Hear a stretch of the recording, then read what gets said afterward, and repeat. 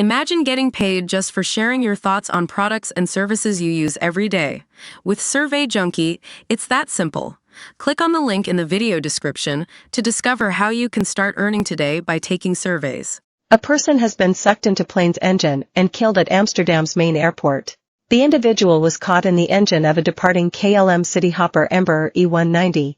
Passengers and ground crew reportedly witnessed the horror death as emergency services rushed to the scene. It is unclear at this stage whether the victim was a passenger or an employee. The aircraft was a Cityhopper Embraer E190 belonging to the airline KLM. The plane was scheduled to take off for Billund in Denmark at 2:25 p.m. It can carry up to 104 passengers.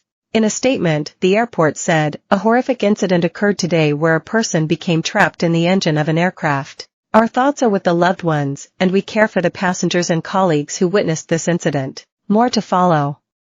For the latest news on this story, keep checking back at our channel online. Ourchannel.co.uk is your go-to destination for the best celebrity news, real-life stories, jaw-dropping pictures, and must-see video.